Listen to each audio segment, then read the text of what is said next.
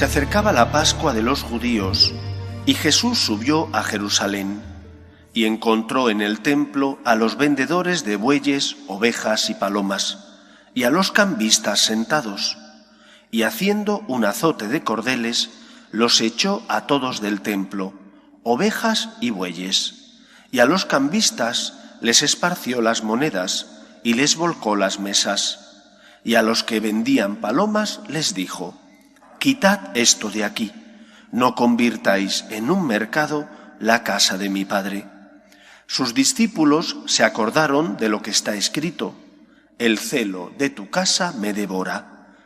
Entonces intervinieron los judíos y le preguntaron: «¿Qué signos nos muestras para obrar así?». Jesús contestó: «Destruid este templo, y en 3 días lo levantaré». Los judíos replicaron: 46 años ha costado construir este templo, ¿y tú lo vas a levantar en 3 días? Pero él hablaba del templo de su cuerpo. Y cuando resucitó de entre los muertos, los discípulos se acordaron de lo que había dicho y dieron fe a la Escritura y a la palabra que había dicho Jesús. Palabra del Señor. Gloria a ti, Señor Jesús. Hoy conmemoramos la fiesta de la construcción y consagración de la Catedral de Roma, San Juan de Letrán. Fue construida en el siglo IV por el emperador Constantino. De aquella construcción queda más bien poco. La basílica actual es una basílica barroca y posiblemente se conserven los restos en los cimientos, pero poco más. El resto, debido al tipo de construcción del siglo IV, bien fue quemado o bien se destruyó para hacerla más grande y adaptarla a las necesidades de una ciudad como Roma, que creció muchísimo en habitantes. Lo que celebramos no es tanto la construcción de un templo físico, sino más bien lo que conmemoramos es que formamos parte del cuerpo místico de Cristo, que es la Iglesia. Y en ese cuerpo místico de Cristo, cada uno de nosotros recibe por parte del Señor una vocación personal. Somos miembros, cada miembro es importante, recibe una tarea, un don que llevar a cabo. Y hoy recordamos en especial el don y la tarea que recibe el sucesor de Pedro. La Iglesia católica está sustentada en la roca de Pedro. Pedro, como todos recordamos, recibe la misión de apacentar al pueblo de Dios.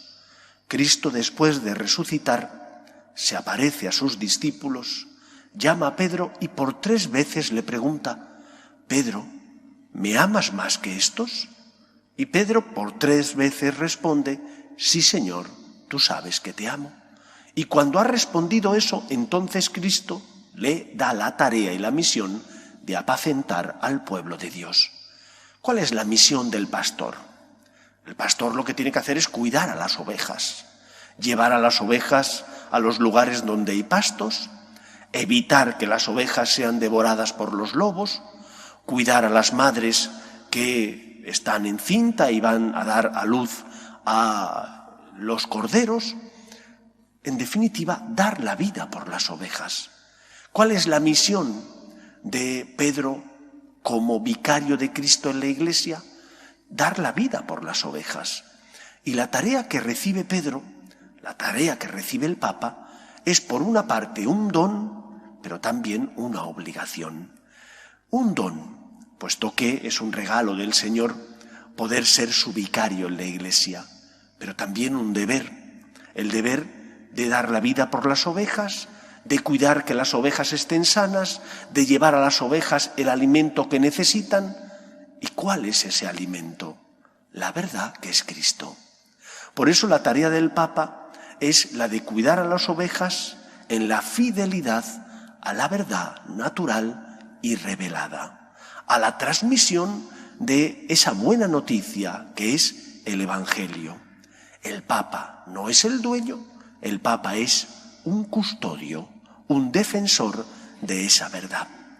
Y de igual manera que el Papa recibe ese don y esa misión y esa tarea, nosotros como miembros y como parte del pueblo de Dios, del rebaño de Dios, también recibimos un don y una obligación. El don de dejarnos guiar por el Papa y por los obispos. Hace años leí un libro escrito por un conjunto de cristianos anglicanos, teólogos que hablaban del cristianismo y de cómo Enrique VIII se separó de Roma. Y en todos ellos se añoraba esto que nosotros tenemos y que es la jerarquía. Ellos, debido a la herencia de Lutero, piensan que cada persona ante Dios y ante la Escritura tiene su forma de ver las cosas y no hay un magisterio, no hay una tradición, no hay una norma común para todos. El Espíritu te ilumina y tú puedes tener una opinión distinta sobre el mismo asunto basado en la Escritura al vecino. Esto evidentemente te lleva a un desquiciamiento y a una anarquía que es fatal para la Iglesia. Nosotros tenemos jerarquía, una jerarquía que nos da paz, tranquilidad, porque nos ayuda a vivir en unidad con el mensaje original de Cristo transmitido desde Jesús hasta nuestros días e interpretado en esa hermenéutica, en esa interpretación en unidad y continuidad con el magisterio de los papas anteriores. Te da un terreno seguro sobre el que pisar. Lo que hoy es bueno no puede haber sido malo hace 200 años. Y lo que hace 200 años fue malo no puede ser bueno ahora. Porque si no, al final caemos en el relativismo. Si Cristo es el camino, la verdad y la vida, tendremos que ser fiel a ese Cristo que es la verdad. Y el magisterio de la Iglesia tiene como finalidad transmitirlo fielmente e íntegramente. En segundo lugar, es un deber también para nosotros. El deber de obediencia al Papa cuando habla ejerciendo el magisterio auténtico.